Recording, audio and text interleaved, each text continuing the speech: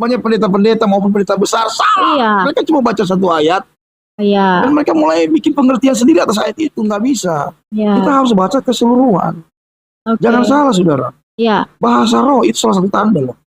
Kita bilang tanda, bukan buah. Saya mengalami satu perjumpaan pribadi dengan Tuhan. Ini yang mengubah hidup saya. Oke. Saya mengalami mimpi selama 1 minggu berturut-turut tentang akhir zaman. Itu Tuhan perlihatkan kepada saya dalam mimpi bahwa Tuhan ngomong di mimpi itu akan ada pulau di Indonesia yang akan tenggelam. Itu terus ada satu mimpi yang paling berkesan. Ya. Jadi saya mimpi itu dunia ini sudah hancur, Oke. sudah kiamat. Dan saya melihat di depan itu ada satu takhta putih besar. Oke. Ada seorang yang duduk dengan cahaya yang luar biasa di depan. Ada malaikat di depan itu. Dia ngelihat saya. Aha. Dia tunjuk. Sepertinya dia ngomong begini, kamu itu belum layak.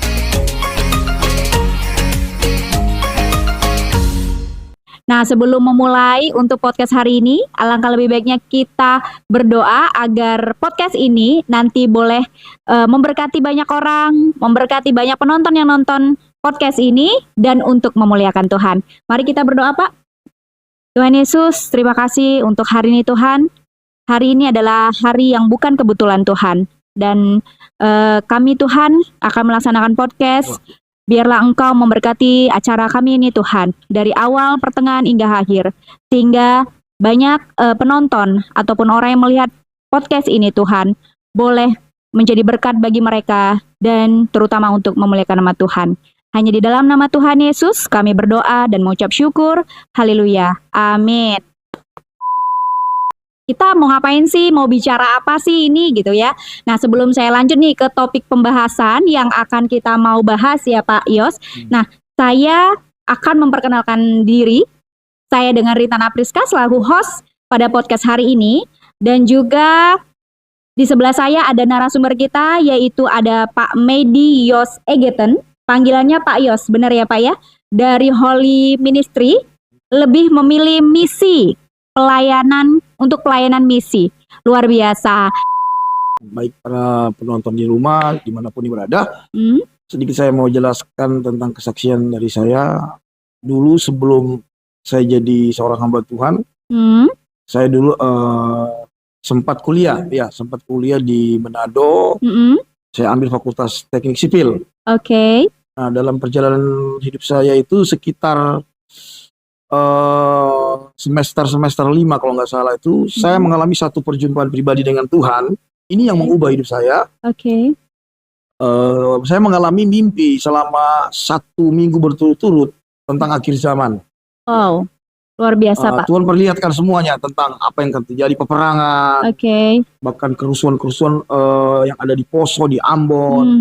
Kemudian sempat waktu itu Tuhan perlihatkan kepada saya dalam mimpi bahwa Tuhan ngomong di mimpi itu akan ada pulau di Indonesia yang akan tenggelam. Itu peristiwa tsunami Aceh. Oke. Bahkan tanggalnya pun Tuhan tepat berikan kepada saya waktu itu. Tanggal 26 Desember akan terjadi. Oh, berarti pada saat itu ya, 26 Desember sudah ada gambaran. Tuhan kasih tahu ke saya. Oh, luar biasa ya Pak ya. Oh, mimpi saya dapat itu sekitar tahun 1997. Itu udah pelayanan atau masih belum, menjadi oke. Ya, kita biasa lah. Oke ya. Yang saya bilang tadi itu mimpi. Oke, iya. Jadi dalam mimpi itu udah tahu tentang akhir zaman. Ya. Kerusuhan Poso itu kan tahun 1997. 97 ya, dan 798 ya Poso. Sebelum kerusuhan Poso, ya, sebelum tsunami Aceh. Udah kasih tahu tanggal begini. Nah, waktu itu saya sempat hubungi orang tua saya bilang dia ada di Poso waktu itu. Saya bilang sama mama saya, "Ma, hati-hati. Oh, sudah kasih lihat saya Poso itu akan begini. Akan terjadi pertumpahan darah." Tapi mama saya nggak percaya. Yalah, zaman sekarang jangan kan ini ya, berapa tahun lalu banyak orang nggak percaya Pak ya. Lanjut Pak. Setelah itu saya selesai mimpi itu, terus ada satu mimpi yang paling berkesan, yang mengubah seluruh perjalanan hidup saya. Saya mimpi itu gambarnya singkat aja. Iya. Jadi saya mimpi itu dunia ini sudah hancur, dan sudah kiamat. Dan saya melihat di depan itu ada satu takhta putih besar. Ada seorang yang duduk dengan cahaya yang luar biasa di depan. Ada malaikat di depan itu lagi menghakimi, lagi istilahnya Di depan itu banyak orang-orang yang pakai baju putih, ada yang pakai baju hitam. Nah, saya melihat baju saya nggak putih, nggak hitam, abu-abu. Iya. Kenapa nih gitu ya Pak? Iya betul. Saya berpikir begini, waduh Tuhan, saya pasti selamat karena saya lihat di dalam penglihatan mimpi itu yang putih itu dibawa oleh malaikat ke sorga. Kemudian yang baju hitam dilemparin ke lautan api. Nah, saya bilang, Tuhan, saya ini kok nggak putih, nggak hitam, abu-abu. Kemana nih gitu ya? Jadi saya sempat dalam hati saya berpikir begini, Tuhan, saya kan Kristen. Yes. Saya kan sudah dibaptis waktu masih kecil, Saya sudah disidi, bahkan saya rajin diikut ibadah-ibadah juga. Saya bahkan sempat menjadi ketua pemuda. Oh, luar biasa juga ya Pak. Tapi kok begini, kok ya seperti ini. Tapi ya udahlah, saya ikuti itu. Tiba giliran saya pas di depan malaikat itu menghakimi, dia ngelihat saya. Ditunjuk. Sepertinya dia ngomong begini, kamu itu belum layak, pulang. Waktu dia ngomong begitu pulang, saya terbangun. Waktu saya bangun itu saya ada di di kamar kos saya di Manado. Jam 2 subuh kalau nggak salah, saya nangis sejadi-jadi. Luar biasa ya. Disitulah saya mengalami perjumpaan pribadi dengan Tuhan. Saya mulai perjumpaan pribadi dengan Tuhan. Terus saya mulai dibawa Tuhan, mulai bertumbuh walaupun pertobatannya masih namanya masih baru. Berawal ya, betul. Ya, akhirnya seiring waktu pada satu titik Tuhan panggil saya untuk melayani. Itu udah Bapak kuliah atau? Sementara kuliah. Kuliah. Itu di 2 tahun kemudian kalau salah itu sekitar setahun 2 tahun. Tuhan panggil saya lepaskan kuliah saya berangkat Jakarta dan saya sekolah misi, saya melayani sampai sekarang. Jadi Pak Jos sekarang untuk mengenai pelayanan itu sudah dari Sabang sampai Merauke gitu ya Pak, udah kesana kemari ya. Dulu ya, tidak semua pulau juga, tapi pulau-pulau besar sudah saya Sabang sampai Merauke sudah. Untuk menjadi seorang hamba Tuhan atau seorang yang dipakai Tuhan itu tidak melihat dulunya kita itu. Ya, Tuhan tidak melihat.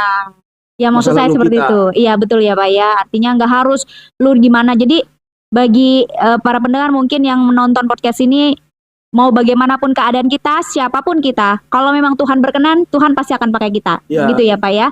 Mau seburuk apapun masa lalu kita, Tuhan tidak perlu itu. Yang penting kita mau. Kalau saya perhatikan begini, kalau Tuhan sudah menjatuhkan pilihannya kepada seseorang, maka backup sorga itu terjadi bagi orang itu. Tuhan akan lindungi dia, Tuhan akan berkati dia, Tuhan akan pimpin dia dalam berbagai macam proses kehidupan.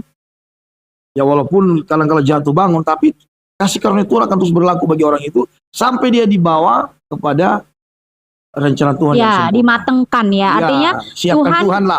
Dalam proses itu Tuhan itu memurnikan kita. Amen. Ya Pak ya. Artinya jadi bukan kita langsung bertobat langsung enak, enggak. Justru dikasih ujian. Benar ya Pak ya? Ya seperti perjalanan orang Israel ya, dari Mesir sebelum masuk Kanaan harus melalui padang gurun. Nah, ketika Tuhan mengeluarkan orang Israel dari Mesir, itu sudah tanggung jawab Tuhan. Karena kalau dia keluarkan orang Israel dari Mesir, kemudian orang Israel nggak sampai ke Kanaan, orang bangsa-bangsa akan ketawain. Iyalah, betul. Masa Tuhan bawa dia ke sana tapi nggak sampai ke sana, cuma sampai dimatiin semua di padang gurun. Jadi, walaupun orang Israel itu harus melalui padang gurun, bahkan kalau kita pelajari dalam firman Tuhan, hanya 2 orang yang lahir di Mesir, orang Israel ya, yang lahir Mesir dan dia tembus sampai tanah Kanaan, yaitu Yosua dan Kaleb. Yang lain itu orang Israel yang lahir di Mesir itu mati semua di padang gurun. Kenapa? Seperti yang Mbak bilang tadi, proses ya. Intinya adalah proses. Jadi kita ketika diproses jangan protes. Proses jangan protes, benar ya Pak ya. Tapi memang ya ketika proses itu nggak enak. Tapi menurut Pak Jo sendiri nih, ketika kita diproses, artinya kita jatuh bangun tadi yang seperti Bapak bilang ya. Kita sebenarnya dalam proses pembentukan, menurut Bapak penting nggak sih kita itu butuh seorang pembimbing, mungkin pembimbing rohani, atau kita tadi seperti kalau Pak Jos kan kebetulan terpanggil nih untuk misi penginjilan, tetapi kan ada banyak orang mungkin yang tidak terpanggil ke situ tapi ingin bertobat. Caranya yang terdekat untuk bertobat tanpa harus menjadi seorang penginjil atau pendeta, Pak? Kalau saya melihat perjalanan hidup saya, walaupun itu tidak harus menjadi perjalanan hidup saudara-saudara semua ya, kita nggak bisa sama, beda-beda proses kehidupan itu beda-beda. Iya Pak. Kalau saya memang itu saya bertumbuh sendiri. Pak. Saya bertumbuh sendiri dan saya walaupun bertumbuh sendiri, tapi saya dari diri saya itu sudah mengupgrade diri saya sendiri artinya saya meresponi. Oke. Itu yang paling penting, kita Ya, meresponi Tuhan. respon. Saya ikut Oke. KKR, di mana ada seminar saya ikut. Jadi saya bertumbuh dari situ. Saya baca Alkitab, pengalaman-pengalaman rohani, dan tidak semua juga khotbah-khotbah yang ada saya langsung terima mentah-mentah. Saya harus uji dengan kebenaran firman Tuhan. Oke. Ada juga sih orang tua rohani yang bimbing saya walaupun tidak intens. Iya, betul. Tapi lebih kepada saya bertumbuh dengan Tuhan. Dan yang paling penting dalam proses kehidupan ini, Ya. kita butuh dua, Oke. yaitu Roh Kudus dan firman. Roh Kudus dan firman. Itu penting sekali, Roh Kudus dan firman. Seperti gambaran orang Israel yang dari Mesir Ya. masuk ke tanah Kanaan, mereka dipimpin oleh dua hal, tiang awan dan tiang api. Oke. Itu bicara apa? Tiang awan, tiang api, bicara firman dan roh. Oke, iya. Nah, jadi bagaimana supaya mereka bisa tumbuh sampai tanah Kanaan? Mereka harus dipimpin oleh tiang awan, tiang api. Oke, iya. Kita sebagai orang percaya, untuk sampai ke Kanaan rohani, yaitu sorga, kita harus dipimpin oleh firman dan Roh Kudus. Peranan firman dan Roh Kudus ini sangat penting. Sangat penting ya Pak ya. Kalau tidak, nggak nyampe ke sana. Oke, Roh Kudus. Seperti gambaran orang Israel yang lahir di Mesir. Ya. Pada umumnya mereka mati semua di padang gurun, nggak nyampe tumbuh sampai Kanaan. Begitu juga nantinya dalam perjalanan rohani orang Kristen, banyak yang nggak sampai ke sorga. Oke Pak, ya. Pak Jos kembali ke panggilan yang tadi ya Pak ya. Kayaknya kita butuh nih, pengen mendengar detail bagaimana Pak Jos itu melakukan perdobatan sehingga tadi ngambil pelayanan misi ya Pak ya. Coba boleh Pak Jos sharing gimana sih, seperti apa sih gitu Pak? Ya, jadi sejak dari SMA kemudian saya mengambil pilihan untuk kuliah di Manado. Iya. Saya mengambil Fakultas Teknik Sipil. Iya. Ya, di Universitas Samratulangi Manado. Oke. Ya. Seperti saya jelaskan tadi, kesaksian bagaimana saya mulai tersentuh. Iya. Saya mulai tersentuh itu di situ, di mimpi itu. Di mimpi selama hampir seminggu. Iya. Nah, kemudian saya mulai aktif ikut-ikut ibadah-ibadah di Manado itu. Ada ibadah-ibadah kampus, ada ibadah-ibadah persekutuan mahasiswa yang karismatik. Saya ikut. Berarti pada saat kuliah Bapak juga aktif ya, ikut-ikut mulai ada kehausan. Kehausan. Rasa lapar dan haus akan Tuhan. Oke. Jadi satu poin saudara saya mau sampaikan, Anda kalau nggak punya rasa lapar dan haus akan Tuhan, rohanimu nggak akan bertumbuh. Oke lah, kalau kita ngalami pertobatan ekstrim, wah kita dengar suara Tuhan, kita punya kesaksian yang hebat, luar biasa. Tapi kalau perjalanan rohani kita Anda nggak punya rasa haus dan lapar akan Tuhan, kita nggak akan bertumbuh maksimal. Karena kenapa? Dari rasa haus dan lapar akan Tuhan itu, disitulah letak respon kita kepada Tuhan. Saya lanjut lagi. Ya. Jadi saya jelaskan tentang respon tadi ya. Titik balik saya ingin menjadi seorang hamba Tuhan yang full timer. Iya. Puncaknya pada waktu itu, saya waktu itu mau bayar uang kuliah. Ya, dari semester 5 ke 6 kalau nggak saya sudah lupa. Ya. Jadi saya ke ATM. Saya ambil uang. Saya berjalan menuju ke kantor pusat kampus. Kantor pusat, iya, untuk membayar uang kuliah. Untuk bayar kuliah saya. Jadi di depan ini kantor pusat. Terus ke kanan itu ke tempat kos saya. Itu di trotoar di daerah kampus di Manado. Nah, waktu saya jalan di trotoar itu sampai di pertigaan yang ke kanannya ke tempat kos, depannya kantor pusat saya. Tiba-tiba badan saya itu gemetar. Saya nggak tahu, tiba-tiba saya diam. Kayak disuruh diam, terus saya mulai seperti gemetar dari kaki. Tapi bukan gemetar karena penyakit, bukan karena nggak makan. Iya. Pokoknya kita kayak gemetar gitu ya Pak. Tapi gemetarnya gemetar yang lagi jantungan gitu nggak sih ya Pak ya? Enggak, beda. Bukan gemetar yang konotasinya ke arah kelemahan tubuh, tidak. Oke. Saya gemetar, kemudian saya tutup mata. Saya mulai merasakan kehadiran Tuhan. Wow. Jadi saya diam di bawah pohon, saya duduk, saya diam berdiri, dan saya tutup mata, saya mulai duduk. Dan saya mulai merasakan hadirat Tuhan itu mulai turun. Di trotoar jalan, hadirat Tuhan turun ke saya. Itu seperti badan saya itu seperti dibungkus dengan selimut, tebal dan panas. Bapak sendiri pada saat itu? Saya sendiri di situ, dan saya mulai menangis. Dan mata saya keluar, saya nangis. Tiba-tiba saya dengar suara. Anakku, belok kanan ke tempat kosmu, ambil barang-barangmu, tinggalkan kota ini. Wow. Berangkat ke Jakarta, sekolah misi. Ini di depan saya ini beneran loh ya. Maksudnya mengalamin suara Tuhan itu. Tapi suara itu bukan seperti suara yang audible telinga. Oh ya. Oke. Tapi lebih ke arah roh. Roh, iya. Tapi dia bergaung, wong kayak deru air bah gitu. Iya. Kayak mungkin saya karena Tuhan lagi suara ribut-ribut yang ada di sekitar. Jadi kayak terfokuskan gitu ya, Pak. Oke. Saya memang sudah saya dalam hadirat. Oke, iya. Dan Tuhan ngomong begini ke saya, belok kanan, ambil barang-barangmu, berangkat ke Jakarta, sekolah misi. Oh. Saya nangis. Ya. Apa yang Bapak tangisin pada saat itu? Saya menangisnya begini. Pertama karena kasih Tuhan. Kok saya sih Tuhan? Iya, betul. Saya melanjutkan kuliah loh ini. Saya ngomong betul. Dalam hatiku yang paling dalam. Iya. Kok saya sih masih banyak yang lebih baik. Iya, betul. Masih banyak yang lebih pinter. Iya. Model saya model begini. Ya elah. Mana bisa dipakai Tuhan model begini. Iya. Saya orangnya Mbak ya. Dulu saya orangnya itu gagap. Pemalu. Gagap. Iya. Gak pedean. Iya. Jadi kalau ngomong di depan orang itu demam panggung. Iya, oke. Demam panggung banget. Saya sampai pikir, Tuhan yang bener aja tolong pakai saya model begini. Iya. Akhirnya saya komplain sama Tuhan, saya ngomong begini sama Tuhan. Tuhan, di depan saya ini kantor pusat. Oke. Di depan ini saya mau bayar uang semester saya. Iyalah, iya. Terus saya ngomong sama Tuhan yang menjadi itu perkataan kalimat yang sampai hari saya pikir itu perkataan yang paling bodoh dalam hidup saya. Saya tanya begini sama Tuhan. Tuhan, di depan saya ini masa depan saya. Ya, betul dong. Iya, saya dong masa depan saya. Iyalah, ya pasti bingung ya pada saat itu. Waktu saya ngomong Tuhan di depan saya ini masa depan saya. Ya. Tuhan ngomong gini sama saya. Masa depanmu di tanganku. Wah. Ini yang ngomong Tuhan. Kalau ngomong manusia, yang ngomong presiden pun saya belum percaya. Iya betul. Iya betul. Ini yang ngomong Tuhan. Diyakinkan ya Pak sama Tuhan. Dan bumi, yang pegang nafas kita. Masa depanmu di tanganku. Pergilah. Wah, luar biasa ya Pak ya. Beberapa waktu kemudian baru saya merasa sangat bodoh lah pertanyaan saya pada waktu itu. Kenapa sangat bodoh?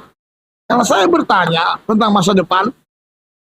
Dia yang iya betul. Iya betul. Bodoh banget. Iyalah, iya betul. Karena kita berpikir gitu ya. Dengan hati yang teguh tetap, dengan air mata saya belok kanan, saya ke tempat kos, saya bungkus baju saya. Jadi Bapak nggak ambil pikir-pikir lagi ya Pak, langsung aja. Wah luar biasa loh ya Pak. Saya langsung merespon itu. Oke. Dan saya pelajari kenapa sampai Tuhan bawa saya seperti ini sampai sekarang. Oke. Kita harus merespon Tuhan itu seperti itu. Banyak orang dipanggil, tapi tunggu dulu. Ya, karena gini, nanti dulu. Yang saya Bapak kan gini yang membuat kita wow gitu itu Bapak langsung ambil. Dari yakin pula ya gitu. Oke. Saya merespon dengan cepat waktu itu. Ke tempat kos saya bungkus baju saya, meja-meja gambar saya itu saya kasih ke teman-teman kuliah kan teknik sipil kan buku-bukunya mahal. Buku gambar, ya betul. Meja gambar saya kasih. Dan hari saya berangkat ke pos dulu, ke keluarga, baru kemudian saya berangkat ke Jakarta. Oke. Dan pada saat itu keluarga besar Pak tentunya mungkin orang tua. Keluarga saya waktu itu menolak, nggak terima. Kamu udah kuliah udah semester begini masa kamu gini-gini ya biasa lah. Iya. Orang tua kan pasti punya pertimbangan sendiri, ya istilahnya harapan lah. Iya. Akhirnya sudah saya ke Jakarta. Dan saya ingat saya itu naik kapal laut. Oke. Saya injak Jakarta waktu itu tanggal 9 bulan 9 tahun 1999 jam 9 pagi. Oh, berarti di angka 9. Pada waktu zaman itu ada orang katakan bahwa itu mau kiamat. Oh, oke. Ada yang memprediksi pada saat itu gitu ya Pak. Oke. Jadi waktu saya datang sampai Kota Jakarta, baru kali itu saya injak Kota Jakarta, pertama kali saya injak Jakarta. Saya nggak tahu siapa yang jemput saya. Oh ya. Dari Palu saya sudah hubungi satu gereja di Jakarta. Kemudian datang aja nanti kami jemput. Oh. Saya nggak tahu siapa yang dewasa banget Bapak ya. Jalan dengan iman. Wah luar biasa loh ya. Berjalan dengan iman. Injak Kota Jakarta jam 9 pagi waktu itu injak Tanjung Priok. Oke. Saya nunggu sampai sore. Kagak ada yang mana yang jemput saya. Oh, padahal tadi awalnya udah ditelepon ya Pak. Kemudian orang-orang di pelabuhan Tanjung Priok udah kosong. Oh ya, pulang. Dijemput ya, betul. Jam setengah jam 6 lewat, udah mulai gelap. Saya duduk. Tuhan, ini gimana nih? Iya, saya kemana? Saya kemarin kok jadi gini. Saya diam. Saya duduk kayak orang bego sudah. Iya, iya. Saya lihat dari jarak jauh, ada seorang bapak, dia duduk di bagian dalam ruang tunggu. Oke. Saya ngeliat dia, kayaknya ini ya. Saya dekati dulu. Oh, oke. Saya pergi dekati dia. Kalau lebih jaraknya 5 meter, saya duduk di depan dia. Dia lihat saya lihat dia. Oh, Terus saya bilang, kelihatan ya. kelihatan. Terus saya tanya, Bapak mau nunggu siapa? Cari siapa? Saya menunggu satu orang yang dari Palu. Oh. Namanya Yosua. Oh ya, Yosua. Ya, oke. Saya namanya. Oh, berarti udah kamu yang saya tunggu. Oh, berarti benar-benar ya. Iya, luar biasa ya. Sampai di pastori ya, saya begitulah pekerjaan di pastori biasa. Iya. Bentuk proses saya. Berarti full time ya itu, Pak. Dia jadi full time. Bukan langsung pelayanan besar dari kecil. Kerja saya ngepel, masak, nyuci. Wah, oh iya. Tapi Bapak lakukan dengan setiap pelayanan kecil. Nggak ada menggerutu, Pak. Nah, saya dari dulu, Mbak ya, dari sejak saya pertama pelayanan itu, saya tidak pernah bersungut-sungut dalam pelayanan. Wah, luar biasa loh. Ini harus dicontoh. Saya itu melakukan semua pelayanan itu dengan setia, dengan semangat dan roh yang menyala-nyala. Dari dulu. Dan saya paling jengkel sekali kalau ada teman pelayanan atau hamba Tuhan yang dalam pelayanan itu ogah-ogahan, nggak fokus, main-main, nggak maksimal, main-main. Saya paling jengkel, kesel. Apalagi kalau lambat-lambat dalam pelayanan, saya paling bisa terima. Nah, dari dulu saya begitu, saya terus lakukan. Akhirnya Ibu Gembala waktu itu mempercayakan semua pelayanan. Kalau banyak yang lain, saya harus tangani ini. Tapi saya tidak pernah bersungut-sungut, tidak pernah rasa capek. Saya terus lakukan kesetiaan. Tuhan mulai promosi, angkat. Dari cuma ngajar sekolah minggu. Terus belum akhirnya pelayanan ke penjara-penjara, naik. Berarti Bapak nggak sambil kerja? Nggak kerja, memang full. Luar biasa juga ya, Pak ya. Berpikir nggak, Pak, nanti makannya gimana? Saya gimana? Berpikir nggak sih, Pak? Nggak mikir, karena semua pun cukupin. Wah, luar biasa loh ya Tuhan Yesus. Buktinya sampai hari ini nggak pernah mati kelaparan. Iya, betul. Tuhan semua cukup. Iya. Ya, next, jadi Pak, pengen tahu dong Pak, pada saat itu kan Bapak masih single, ya kan Pak, dalam pelayanan. Nah, terus pada saat itu ketika ketemu dengan istri nih, bagaimana apanya Pak? Karena kan berbeda tentunya, apakah cari di luar sana atau gimana gitu Pak? Ya, saya sarankan sih kepada yang jomblo-jomblowati. Oke, penonton. Kalau mau cari jodoh, cari dalam gereja ya. Nah, jadi ceritanya ini, ya mantan istri dulu dia itu dulu ngajar sekolah minggu. Oh, aktif juga dalam pelayanan ya Pak ya? Dia ngajar sekolah minggu di gereja A, saya di gereja B. Jadi waktu saya ke gereja B, dia ke gereja A, kita berpapasan di tengah. Minggu pertama lewat, ya masih malu-malu. Ya, iyalah biasa. Tapi yang saya juga ngelirik, siapa nih? Dia lewat. Terus minggu kedua, minggu ketiga, nah masuk minggu keempat itu saya perhatikan, oh ternyata dia ini guru sekolah minggu. Karena waktu berpapasan itu saya lihat dia bawa alat peraga. Alat peraga anak sekolah minggu. Nah pas dia lewat saya tahan. Ini si Dek, ya Kak, kenapa? Kamu guru sekolah minggu ya? Iya. Oh ini alat peraganya, boleh nggak? Modus sih. Iya, modus. Tapi modus yang rohani. Iya. Ingat ya, modus rohani. Ada yang jomblo-jomblo di luar sana, kalau mau bermodus jangan modus yang duniawi. Iya. Pakailah modus rohani gitu. Misalkan contoh, pinjam dong atau apa kayak hal yang rohani. Ya, atau tolong pinjam apa ayat-ayat apa, kirim dong ayat-ayat kayak gitulah. Ini modus rohani saya waktu itu. Nah, ini istilah baru, ini modus rohani. Yang jadi saya bilang sama dia begini, boleh nggak saya pinjam alat peraganya? Kan saya bilang Iya, betul. Boleh Kak. Akhirnya dia kasih tukeran nomor berawal dari situ ya. Dulu masih zaman pager, belum handphone. Messenger. Pager.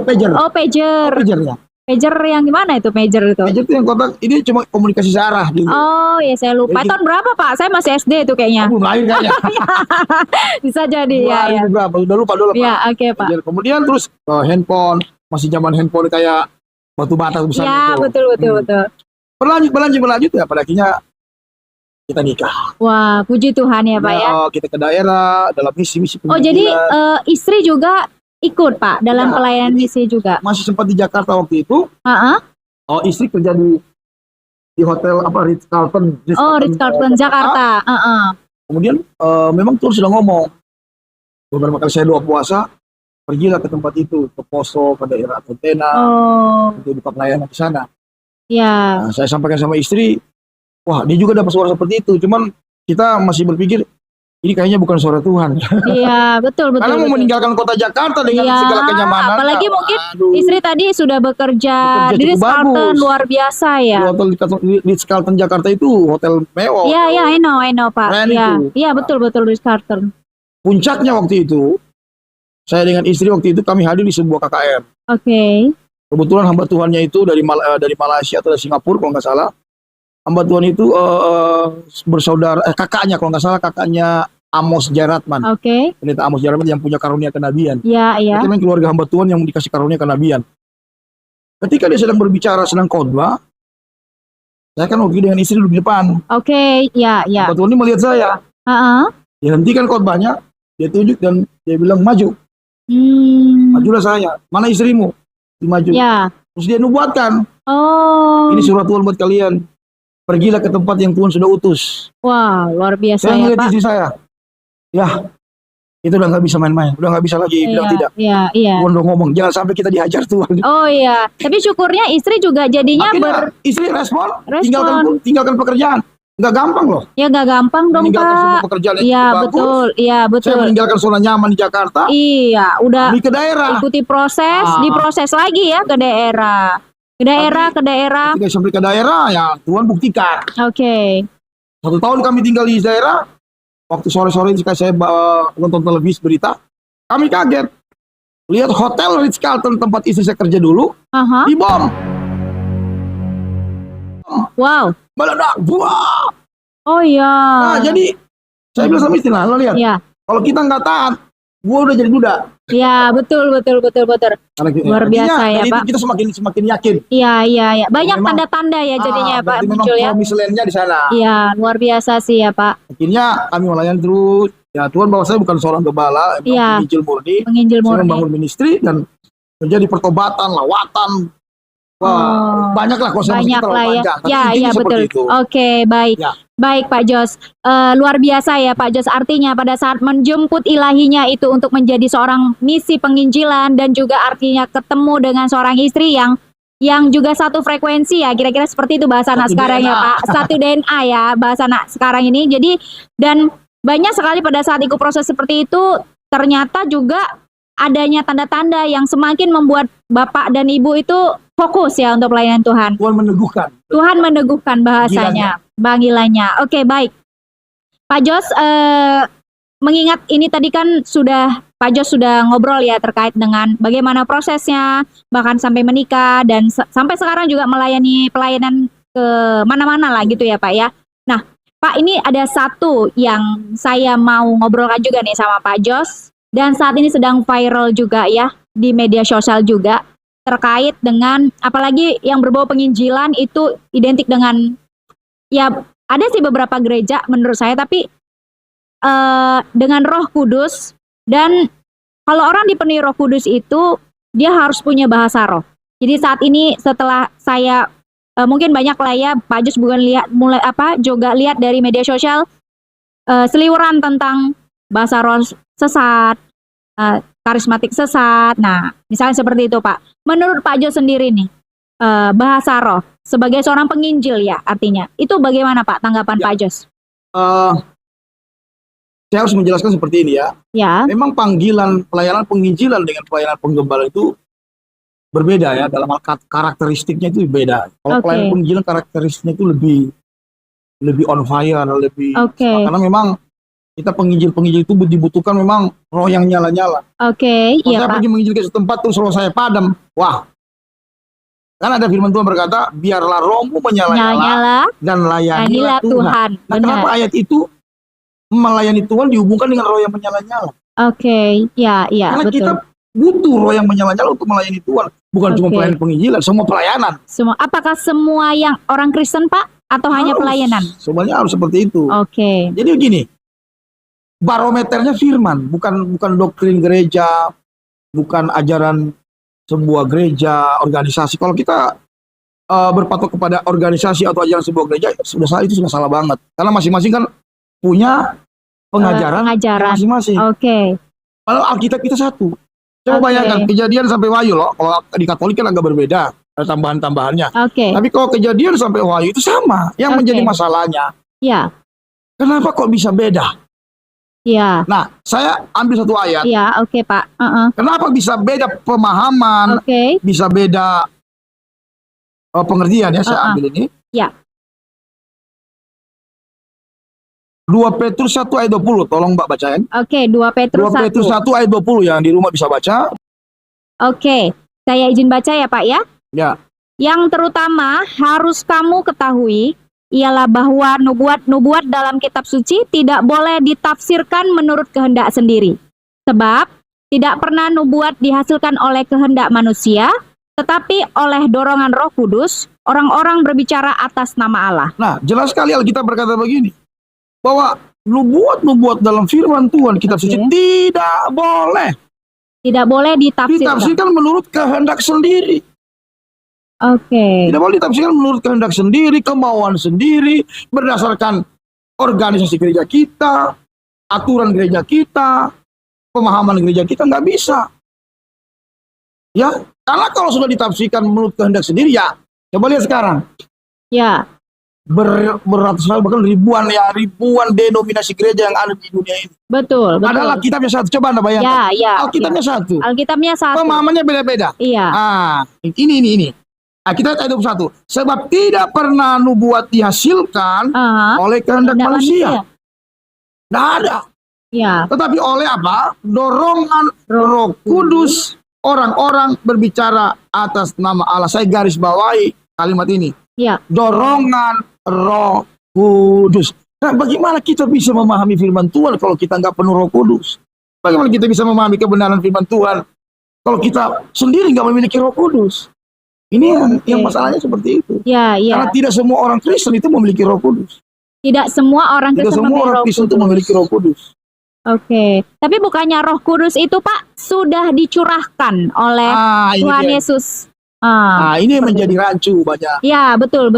Pengertian penuh Roh Kudus, ada yang bilang karena bahasa roh. Ya, jadi begini sebenarnya. Ya. Kalau kita mau baca firman Tuhan khususnya tentang kepenuhan Roh Kudus, tentang baptisan Roh, itu kita harus lihat keseluruhan Alkitab. Oke. Tentang bahasa roh seperti apa. Saya awali dengan ini dulu supaya kita paham. Mari kita buka ya. Markus 16 ayat 17 sampai 18. Markus. Buka di rumah Markus 16 ayat 17 sampai 18. Pak, Markus. Silakan Ibu Mbak baca. Ya. Markus 16 ayat 17. Ya. Ayat 17. Oke, saya izin baca ya Pak ya. Tanda-tanda ini akan menyertai orang-orang yang percaya. Mereka akan mengusir setan-setan demi namaku. Mereka akan berbicara dalam bahasa-bahasa yang baru bagi mereka. Terus sampai 18. Mereka akan memegang ular, dan sekalipun mereka minum racun maut, mereka tidak akan mendapat celaka. Mereka akan meletakkan tangannya atas orang sakit, dan orang itu akan sembuh. Nah, di sini dikatakan begini, tanda-tanda ini. Bedakan tanda-tanda dengan buah. Dengan buah? Buah. Oke. Tanda, kalau bicara tanda, itu ada hubungannya dengan kuasa. Oke, ya. Power. Ya. Tanda-tanda ini akan menyertai orang percaya. Mereka akan mengusir setan dalam namaku. Ini yang pertama. Yang kedua, mereka akan apa? Memegang berbicara dalam bahasa yang baru bagi mereka. Bahasa roh. Jadi ketika orang berdoa dalam pakai bahasa roh, itu adalah tanda bahwa dia orang percaya. Bukan, saya lihat banyak pendeta-pendeta maupun pendeta besar salah. Iya. Mereka cuma baca satu ayat. Iya. Dan mereka mulai bikin pengertian sendiri atas ayat itu. Nggak bisa. Iya. Kita harus baca keseluruhan. Jangan salah, saudara. Iya. Bahasa roh itu salah satu tanda loh. Kita bilang tanda, bukan buah. Nah, kalau ada pendeta lain berkata, tanda orang dipenuhi Roh Kudus itu dia harus berbuat baik, punya kasih. Ya. Itu buah. Roh. Bukan tanda. Oh, oke. Itu buah roh. Namanya buah roh. Buah roh menghasilkan. Kasih, sukacita, damai sejahtera. Tapi sebelum masuk ke buah roh, diawali dengan apa dulu? Itu penting. Jangan rancu, jangan salah pengertian, saudara. Anda harus bedakan. Yang pertama, lahir baru. Baptisan air. Ya. Atau baptisan pertobatan. Yang kedua, dibaptis Roh Kudus. Yang keempat, dipenuhi Roh Kudus. Dipimpin Roh Kudus. Ini kita harus letakkan di porsi yang benar-benar sesuai dengan pengertian firman. Kalau kita nggak ngerti kiriman, kita kan kecampur-campur. Jadi kita membangun pengertian sendiri, nggak perlu bahasa roh. Kita yang penting berbuat baik, ada buah-buah roh. Saya bilang wah ini terlalu terlalu itu saudara, beda. Nah, yang dimaksud buah roh dalam Alkitab ini buah roh yang benar-benar buah roh, namanya buah roh R besar, Roh Kudus yang memproduksi. Kok cuma bicara orang baik? Ya, Alkitab berkata begini loh. Ya, walaupun kita punya memberi tubuhku dibakar, walaupun aku membagi-bagikan segala sesuatu daripada aku, tapi kalau aku tidak punya kasih, aku sama dengan gong yang gemerincing. Alkitab ya, sesuai Alkitab firman ya. Walaupun aku berbahasa-bahasa malaikat, walaupun aku punya pengetahuan yang banyak, walaupun aku punya aku membagi-bagikan segala sesuatu. Nah, membagi-bagikan segala sesuatu, misalnya kita bagi-bagikan sembako, apa itu baik atau tidak? Baik nggak? Ya baik kalau kita baik dong. Betul. Saya memberi saya memberi orang miskin sembako, uang, baik dong. Tapi yang kita bilang lain. Walaupun aku membagi-bagikan apa yang ada pada orang, tapi kalau aku tidak punya kasih, jadi membagi-bagikan kepada orang itu belum tentu kasih. Ada orang mau bagi sembako tapi punya motivasi. Ya. Contoh, caleg. Ya, ada kepentingan sendiri ya Pak. Ada kepentingan. Contoh, caleg. Atau kita contoh gereja untuk berbesar kita kasih sembako pada orang supaya mereka jadi anggota gereja kita. Nah, itulah beda sudah. Ya dasarnya udah salah ya. Jadi maksud firman Tuhan itu kasih yang benar-benar lahir dari Roh Kudus. Nah, bagaimana itu bisa lahir pada seseorang yang menolak Roh Kudus itu sendiri? Gak bisa. Iya. Jadi Pak, kalau menurut Bapak nih ya, artinya saat ini memang sangat sekali lagi viral ya, kedua belah pihak saling, apalagi saya kadang ya sesama pendeta juga ya, itu membuat saya miris juga nih sebenarnya. Nah, jadi Pak, mereka itu kalau misalnya nih kan kalau kita baca di Alkitab ya, ini kalau salah saya boleh dikoreksi ya Pak ya. Itu kan yang menerima Roh Kudus itu seperti 12 rasul nih contoh ya. Apakah itu kan kayak sebuah anugerah, karunia. Nah, apakah orang biasa seperti kita itu bisa mendapatkan seperti itu Pak? Sangat bisa. Karena memang dalam Kisah Rasul pasal 2 ayat 37-38 dikatakan bahwa Roh Kudus itu akan diberikan kepada sampai keturunan kita selanjutnya yang dianugerahkan Tuhan. Dipersiapkan Tuhan untuk kita. Nah, jadi kenapa banyak hamba Tuhan sekarang saling menyerang tentang bahasa roh? Iya, bahasa roh itu sebenarnya menyesatkan salah satunya. Yang tidak paham tentang bahasa roh, ada orang cuma ambil ayat satu ini sehingga dia memandang kita bahasa roh itu nggak penting. Yang penting buah roh. Iya. Saya sampai ketawa karena ya mereka kurang mengerti. Iya. Mereka tidak mengerti tentang perjalanan roh itu seperti perjalanan orang Kristen itu seperti apa. Nah, orang Kristen yang bertobat sungguh-sungguh itu lahir baru dalam Yesus. Lahir baru. Yang penting yang pertama itu lahir baru. Lahir baru. Yesus kepada Nikodemus. Dibaptis ya Pak ya? Bukan. Ini lahir baru dulu. Jangan, baptisan itu bukan kelahiran baru itu, bukan. Baptisan itu adalah tanda. Baptisan tanda. Sebagai tanda kita lahir, tanda pertobatan kita. Baru. Jadi kalau dalam kisah Rasul pasal 2 ayat 37 dikatakan di sana, bertobatlah dan hendaklah kamu masing-masing berdiri dibaptis. Maka kamu akan untuk pengampunan dosamu, maka kamu akan menerima karunia Roh Kudus. Coba Ibu baca, Mbak baca kisah Rasul 2 ayat 37 dan 38. Ketika mereka mendengar hal itu, hati mereka sangat terharu. Lalu mereka bertanya kepada Petrus dan rasul-rasul yang lain, apakah yang harus kami perbuat, saudara-saudara? Jawab Petrus kepada mereka, bertobatlah dan hendaklah kamu masing-masing memberi dirimu dibaptis dalam nama Yesus Kristus untuk pengampunan dosamu, maka kamu akan menerima karunia Roh Kudus. Jadi gini saudara-saudara ya, tiga hal inilah akar kekristenan yang sejati. Pertama, bertobatlah. Ini misalnya lahir baru. Bertobat. Perubahan jalan hidup, metanoia. Perubahan langkah hidup. Yang tadinya kita menuju ke dosa, ke neraka, kita berbalik total kepada Tuhan. Itu pertobatan. Di mana kita menyadari, saya orang berdosa, Tuhan ampuni saya dulu begini, saya mau hidup baru, saya mau hidup dalam kebenaran. Nah, setelah pertobatan itu baru kita memberi diri di baptisan pertobatan.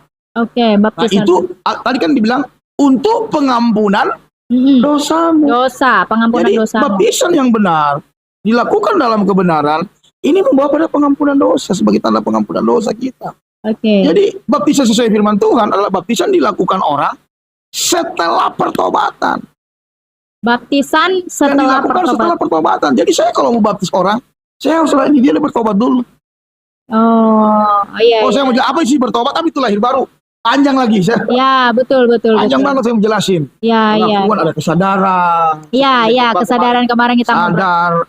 Iya. Mengaku dosa, minta ampun. Iya. Sekarang jadi pertanyaan. Terus Pak Pendeta setelah kita lahir baru, bertobat, baptis, apa kita bisa jatuh dalam dosa? Bisa sekali. Tapi beda keadaannya. Kalau kita sudah bertobat lahir baru, kita sudah jadi anak Tuhan. Ya. Sebelum kita bertobat lahir baru, kita belum di luar. Anak gampang lah kalian. Ya, anak gampang, betul. Orang yang belum lahir baru bertobat, belum bertobat lahir baru bikin dosa, beda dengan orang Kristen yang sudah bertobat lahir baru, dia dalam dosa. Kalau orang yang sudah bertobat lahir baru dia bikin dosa, itu mungkin dia lalai, dia jatuh dalam dosa. Atau uji ya. Dia masih jatuh. Tapi dia bangkit. Tapi kalau orang yang belum bertobat dia bikin dosa, dia hidup di dalam dosa. Tidak ada rasa penyesalan. Bedanya ya. Tidak ada rasa penyesalan dosa. Saudara, kalau Anda berbuat dosa, saya juga masih bisa berbuat dosa. Betul. Kalau kita bikin dosa terus kita nggak ada rasa penyesalan, itu membuktikan engkau belum lahir baru. Engkau nggak ada rasa penyesalan, nggak butuh Tuhan, ya udahlah gue yang penting Kristen. Yang penting aku Kristen. Tapi aku Kristen, udah di sini, baptis. Apalagi aku. Bukan ukuran, sama dengan saya waktu saya mimpi itu. Iya betul. Betul. Kembali Tuhan, saya kan sudah di sini. Saya sudah dibaptis percik. Tuhan bilang kamu belum layak pulang.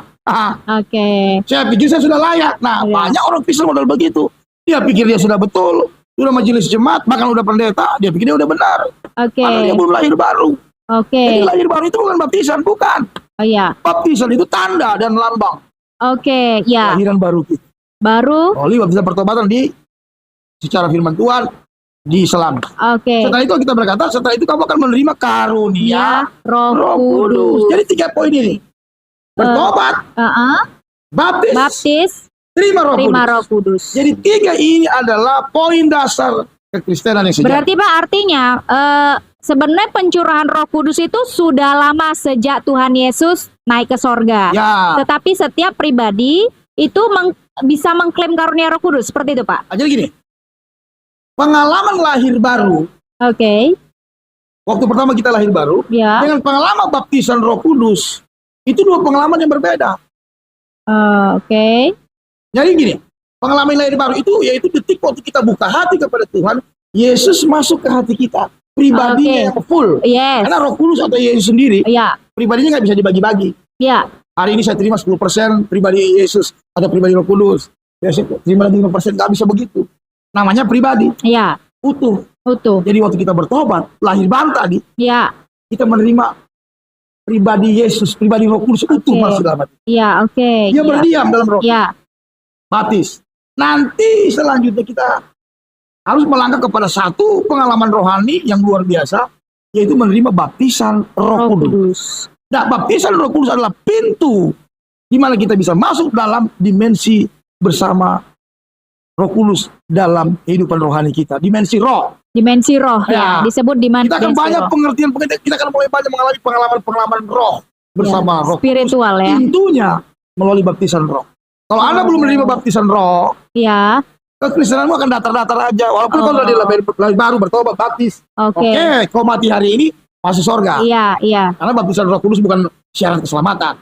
Betul. Kisah 1 ayat 8 berkata, kamu akan menerima kuasa kalau Roh Kudus turun ke atas kamu. Yang kita terima di baptisan Roh Kudus itu adalah kuasa. Kuasa apa?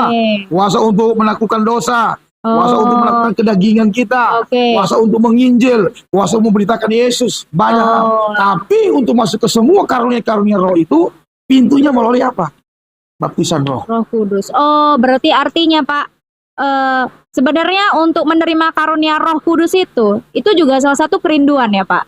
Bukan. Begini, bedakan karunia yang dimaksud karunia Roh Kudus itu apa? Ada pribadi dan kuasa apa karunia-karunianya.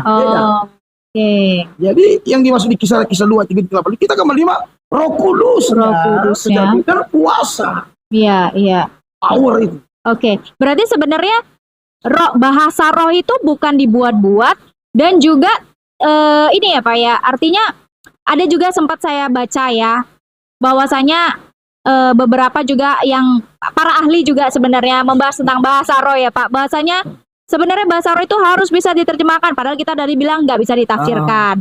Terus boleh berbahasa roh, mereka tahu bahasa roh, tapi bahasa roh itu hanya engkau pakai kepada Tuhan pada saat kau berdoa di dalam kamar, bukan di depan jemaat. Bukan, karena gini, kalau nanti kita berbahasa roh nih, tiba-tiba nih kita memenangkan satu orang, atau mungkin orang agama lain nih masuk pada saat ibadah. Tiba-tiba orang sedang berbahasa roh, mungkin salah satunya kalau pas lagi ada pencurahan Pentakosta ya, seperti KKR, ada jatuh-jatuh. Apakah itu nanti jadi batu sandungan bagi teman-teman atau mungkin orang yang tidak sesama Kristen dengan kita, Pak? Karena melihat itu kayaknya aneh gitu, Pak. Oke, saya mau menjelaskan tentang, ya kembali kita masuk ke pengertian tentang pekerjaan roh ya. Ya, pekerjaan roh. Namanya aja pekerjaan roh. Oh, oke. Kalau pekerjaan fisik, kita bisa lihat, semua bisa menilai. Contoh, saya mau bikin bangku dari sebuah papan. Ya, Anda lihat, saya gergaji. Ya. Saya poles, saya paku-paku, potong-potong. Anda lihat, oh begini. Tapi kalau namanya aja pekerjaan roh, berarti Roh Kudus yang kerjakan. Nah, kalau Roh Kudus yang kerjakan, kadang-kala memang banyak hal yang tidak masuk logika kita. Banyak hal yang nggak masuk pikiran kita manusia. Jangan saudara mencoba-coba untuk memahami pekerjaan roh itu dari logika. Kadang-kala dan sering, bukan cuma kadang-kala, sering kali Roh Kudus itu bekerja di luar nalar kita. Anda lihat bagaimana ketika Saul dipenuhi Roh Kudus, dia gelepar, dia kepenuhan seperti Nabi. Dia gelepar, tiduran, gelepar. Mungkin orang akan melihat, apa ini? Ini aja coba kita lihat pekerjaan roh yang itu. Coba kita buka Kisah Rasul pasal 2 ayat 13. Silakan ayat 13. Dari ayat 12 baca. Dari ayat 12. Mereka semuanya tercengang-cengang dan sangat termangu-mangu sambil berkata seorang kepada yang lain, apakah artinya ini? Tetapi orang lain menyindir, mereka sedang mabuk oleh anggur manis. Nah, jadi peristiwa ini ketika terjadi pencurahan Roh Kudus di loteng Yerusalem. Itu ada 120 orang murid berkumpul di situ. 120 orang murid berkumpul di situ. Dan di Yerusalem pada waktu itu berkumpul bangsa-bangsa dari segala macam bahasa. Ada orang Arab, orang Elam, Mesopotamia yang punya bahasa masing-masing.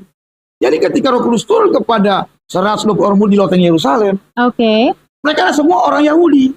Mereka nggak ngerti bahasa Arab, nggak ngerti bahasa Elam, tapi ketika Roh Kudus turun, mereka berbahasa-bahasa. Ada yang bahasa Arab, ada yang bahasa Mesopotamia, ada yang bahasa Elam. Nah, orang-orang Yahudi waktu itu bingung melihat, lah, ngomong apa? Kok mereka ini bisa ngomong bahasa kita?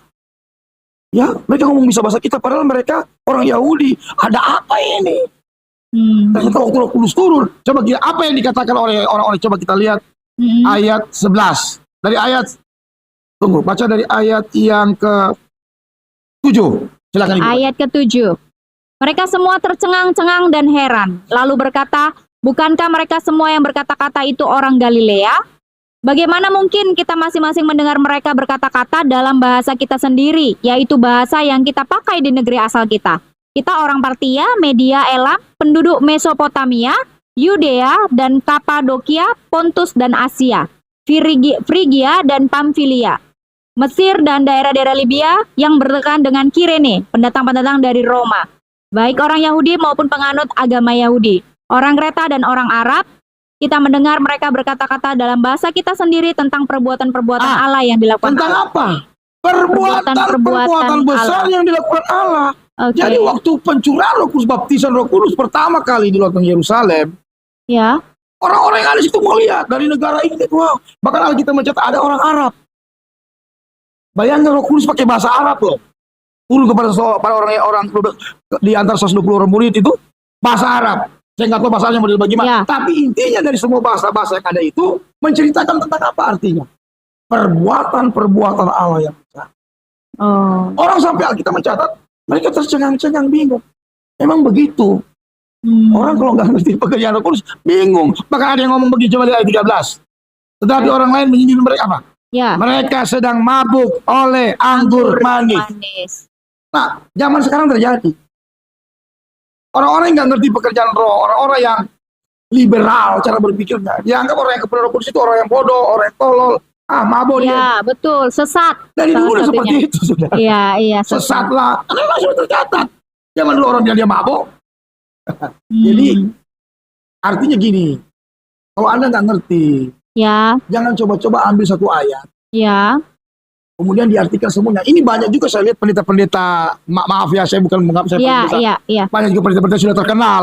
Mereka pakai ayat ini, peristiwa loteng Yerusalem, yang menyatakan bahwa bahasa roh itu harus diartikan. Orang yang mengerti. Salah. Ada yang mengerti dalam satu kumpulan. Peristiwa loteng Yerusalem itu peristiwa tersendiri, beda.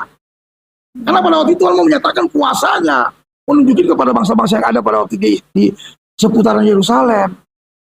Nah, kalau kita lihat pencurahan Roh Kudus di tempat yang lain, seperti di mana peristiwa di Cornelius, baptisan Cornelius. Kemudian di Kisah 19, waktu Paulus melupakan tangan, mereka Roh Kudus turun, mereka berbahasa roh. Bukan bahasa-bahasa yang lain. Bahasa roh ya. Jadi baptisan Roh Kudus itu tandanya yang pertama bisa pakai Roh Kudus taruh bahasa-bahasa yang lain, bisa juga bahasa roh. Tergantung Roh Kudus. Itu pekerjaan roh. Itu jangan kita ambil satu bagian peristiwa kemudian kita langsung ambil. Wah, Roh Kudus harus diterjemahkan, salah. Berarti Pak gini, ngomong sayangan nih. Berarti ketika kita diberikan karunia baptisan roh itu tadi, berarti Roh Kudus itu bisa bekerja. Contoh tadi kan kayak ada dari beberapa orang ya. Misalnya saya ini orang Jawa ya. Tiba-tiba nanti bisa berbahasa Cina. Itu pekerjaan roh juga. Bisa juga kita dengan bahasa roh. Tanda baptisan roh. Tapi kalau misalnya saya ini contoh nih, saya berbahasa Mandarin. Tetapi kan misalnya di antara teman-teman atau mungkin sekarang ini orang tahu kan bahasa Mandarin itu bisa diartikan. Tapi kalau saya dengan bahasa roh saya sendiri, apakah yang lain bisa mengartikan saya? Bisa kalau dia dikasih karunia menafsirkan, menerjemahkan bahasa roh. Misalkan ini pakai bahasa Cina. Saya enggak. Tiba-tiba ada orang Cina yang hadir. Dia ngerti, oh ini dia ngomongin tadi. Nah, itu diterjemahkan ya. Diterjemahkan. Tapi kalau bahasa roh yang pekerjaan Tuhan kita kasih bahasa roh untuk kita sendiri kepada Tuhan, itu nggak bisa ditafsirkan. Coba kita buka lagi Kisah Rasul 19. Kisah Rasul 19. Ayat 6. Kisah Para Rasul 19. Ayat 6. Ayat 6.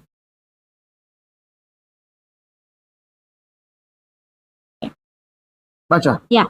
Dan ketika Paulus menumpangkan tangan di atas mereka, turunlah Roh Kudus ke atas mereka, dan mulailah mereka berkata-kata dalam bahasa roh dan bernubuat. Seperti itu. Terus baca Kisah Rasul pasal 10. Kisah Para Rasul pasal 10. Pasal Rasul. Ayat 44. Pasal 10 ayat 44. Ketika Petrus sedang berkata demikian, turunlah Roh Kudus ke atas semua orang yang mendengarkan pemberitaan itu. Ayat 45. Dan semua orang percaya dari golongan bersunat yang menyertai Petrus tercengang-cengang karena melihat bahwa karunia Roh Kudus dicurahkan ke atas bangsa-bangsa lain juga. Ayat 46.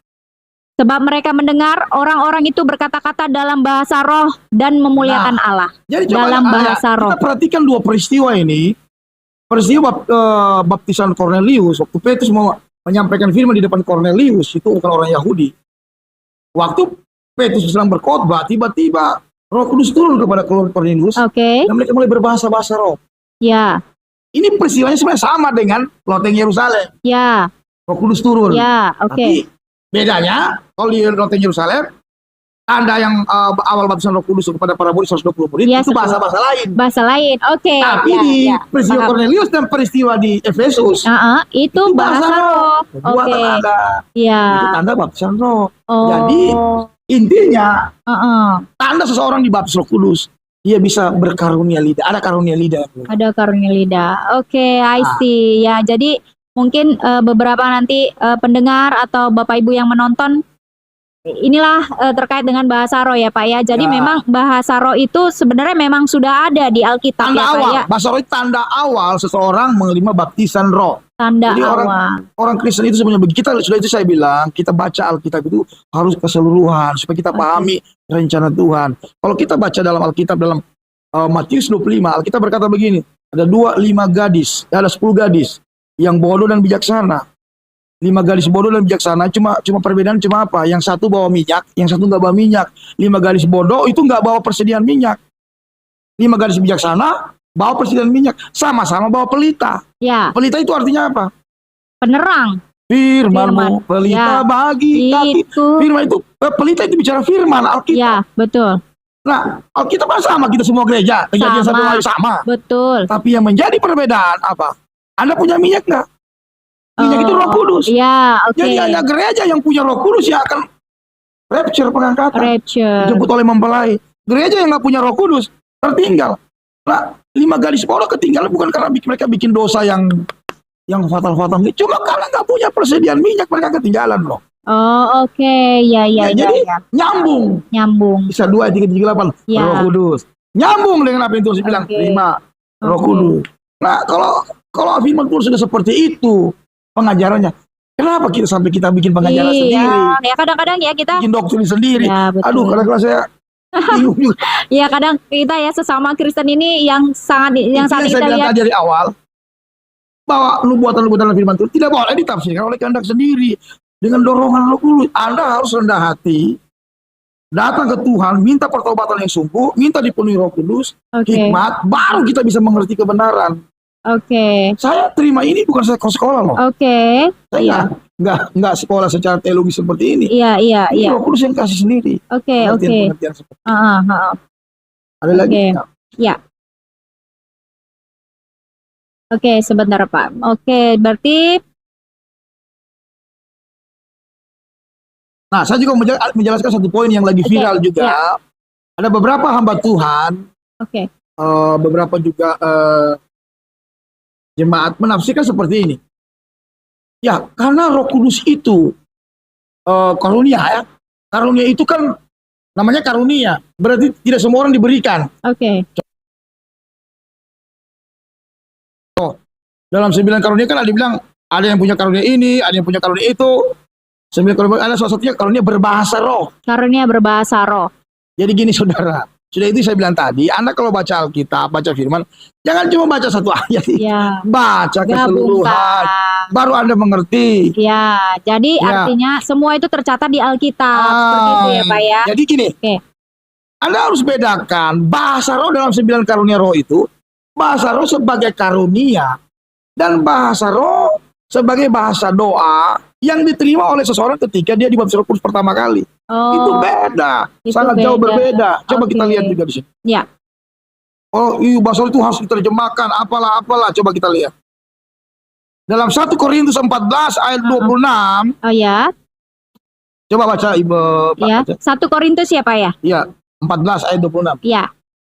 Jadi bagaimana sekarang saudara-saudara, bila mana kamu berkumpul, hendaklah tiap-tiap orang mempersembahkan sesuatu, yang seorang mazmur, yang lain pengajaran, atau penyataan Allah, atau karunia bahasa roh, atau karunia untuk menafsirkan bahasa roh, tetapi semuanya itu harus dipergunakan untuk membangun. Ayat 27. Jika ada yang berkata-kata dengan bahasa roh, biarlah 2 atau sebanyaknya 3 orang, seorang demi seorang, dan harus ada seorang lain untuk menafsirkannya. Ini sering viral nih Pak. 28. Jika tidak ada orang yang dapat menafsirkannya, hendaklah mereka berdiam diri dalam pertemuan jemaat dan hanya boleh berkata-kata kepada dirinya sendiri dan kepada Allah. Nah, terus ayat 39. Ayat 39. Karena itu, saudara-saudaraku, usahakanlah dirimu untuk memperoleh karunia untuk bernubuat dan janganlah melarang orang yang berkata-kata dengan bahasa roh. Gimana itu? Baca ayat 40. Tetapi segala sesuatu harus berlangsung dengan sopan dan teratur. Nah, jadi gini, dalam pembacaan kita tadi ini adalah aturan-aturan dalam ibadah. Aturan-aturan dalam pertemuan jemaat. Nah, Anda harus mengerti begini ya. Ini yang harus dipahami. Kondisi jemaat di Korintus ini adalah kondisi jemaat yang penuh dengan karunia-karunia. Mungkin kalau gereja kita sekarang belum sampai ke situ lah. Tapi ini jemaat Korintus penuh dengan karunia-karunia. Nah, dalam jemaat Korintus ini yang penuh dengan karunia-karunia Roh Kudus, khususnya karunia bernubuat, karunia bahasa roh, karunia menafsirkan bahasa roh. Pada waktu pelaksanaannya ini kacau. Sehingga Paulus harus menuliskan satu aturan dalam pertemuan jemaat. Supaya kan lihat ayat 40. Ya. Tetapi segala sesuatu harus berlangsung Secara dengan sopan dan teratur. Artinya apa? Dalam ibadah kita juga bisa berbahasa roh. Ini kalau kita bilang jangan melarang orang berbahasa roh. Ayatnya. Iya. Masa kita larang? Tapi banyak Pak itu dipenggal menjadi yang tadi 2728. Kita kembali kembali ke ayat yang untuk ayat yang pertama. Iya.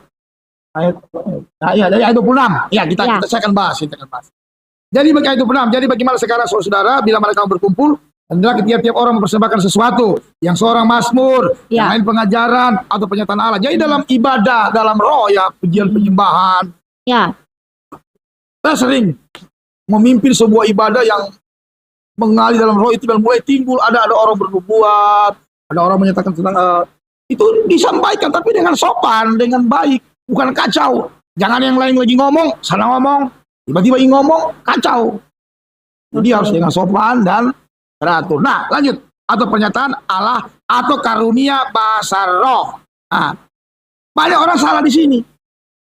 Ya. Karena mereka pikir karunia bahasa roh, berarti tidak semua dong punya bahasa roh. Ya, betul. Nah, ini salah, saudara. Mereka pakai ayat ini, ayat 27. Ya. Jika ada yang berkata dengan bahasa roh, biarlah 2, 3 sebanyak 3 orang. Seorang lebih seorang ada yang lain menafsirkannya. Jika tidak ada orang yang dapat menafsirkannya, mereka berdiam. Iya. Saudara jangan salah mengerti ayat ini. Ini kondisi pada waktu di jemaat Korintus. Saya ceritakan begini. Ya. Waktu terjadilah wala mereka menyembah dalam roh dan kebenaran. Kemudian ada orang yang dikasih karunia bahasa roh untuk bernubuat. Mulai bernubuat intak, sini bernubuat, sana bernubuat. Udah ada 5 sampai 10 orang bernubuat. Kacau. Sehingga aturan firman Tuhan katakan hendaklah apa? 2 sebanyak-banyaknya apa? 2 atau sebanyak 3 orang. 2 atau 3 orang yang menyampaikan itu. Kalau sudah lebih dari 2-3 orang, udah nggak benar. Oke. Barometernya ini. Jadi yang dimaksudkan di sini bahasa roh sebagai karunia itu Anda harus mengerti ini bukan bahasa roh yang kita dengar orang doa. Oh rapasika ralabala. Bukan begitu. Ini bahasa roh seperti saya bilang tadi. Dalam 9 karunia kan namanya bahasa roh. Nah karunia bicara berarti tidak semua orang dapat.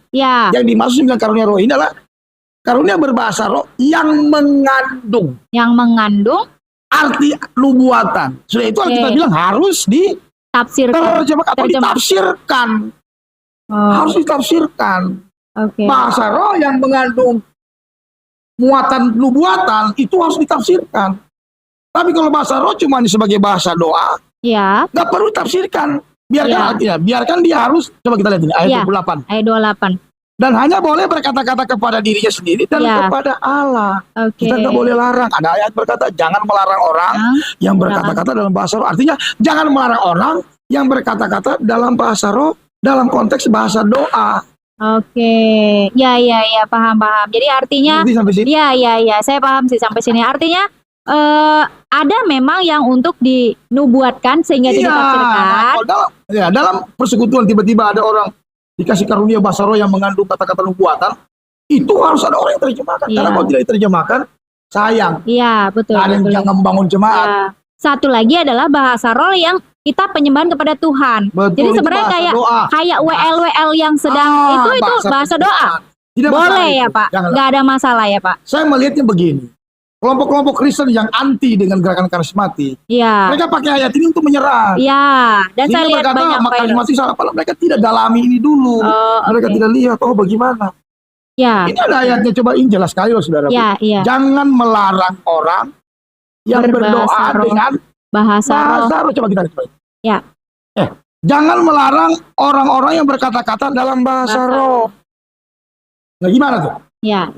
Sesuai firman Tuhan ya, saudara. Jangan melarang. 1 Korintus. Ada di Korintus. Jadi kalau baca ayat 1, baca ayat yang lain. Supaya menjadi satu kesatuan, baru kita tarik kesimpulannya. Oh, maksudnya begini. Baik Pak Jos Segeten, luar biasa ya terkait dengan bahasa roh tadi, itu cukup sangat mendalam dan saya sendiri pun sebenarnya sambil belajar nih terkait dengan bahasa roh. Tentunya nanti bagi penonton juga boleh untuk coba putar lagi, dengarkan tentang bahasa roh ini bagaimana, karena saat ini sedang sangat viral sekali ya, yang sangat mungkin anti dengan karismatik dan bahasa roh. Nah next Pak Jos, nah menurut Pak Jos tipe pelayan misi apa sih yang yang mungkin Pak Jos jalankan? Kan sempat saya dengar bahwasanya Pak Jos sempat radikal dalam pelayanannya. Radikalnya itu dalam seperti apa, Pak? Radikal sih lebih ke arah keberanian. Oh, oke. Radikalnya seperti ini. Saya kalau bicara radikal, memang serius dalam pelayanan. Sejak penginjilan, saya orangnya nggak takut. Berarti bukan kekerasan, bukan seperti ya. Radikalnya bukan radikal ekstrim, bukan. Oh, oke. Bukan. Oke. Lebih ke arah berani memberitakan. Oh, oke. Jadi cara penampung dengan firman di jalan-jalan, banyak orang, saya berani. Oh, luar biasa ya, Pak ya. Artinya nggak ada ketakutan sekalipun. Betul, karena keberanian itu menggerakkan kuasa. Oke, iya. Terus Bapak ada mungkin video-video yang mungkin pelayanan di suatu tempat Makassar gitu? Banyak, banyak ya. Nanti boleh tim ini untuk nanti saya kasih ya. Oke, nanti kita sematkan di acara podcast kita ini. Ya. Terus Bapak sendiri nih Pak, mengenai akhir zaman, ya kan kita kan banyak sekarang bahkan setiap penginjil atau seorang pendeta juga kadang selalu menyampaikan dalam khotbahnya tentang akhir zaman. Itu yang sangat penting sebenarnya. Karena juga ada tugas sebagai orang Kristen untuk mengabarkan kabar baik ke seluruh penjuru dunia. Menurut Bapak nih, akhir zaman itu apakah saat ini sudah mulai tanda-tanda seperti itu? Yang pertama. Yang kedua,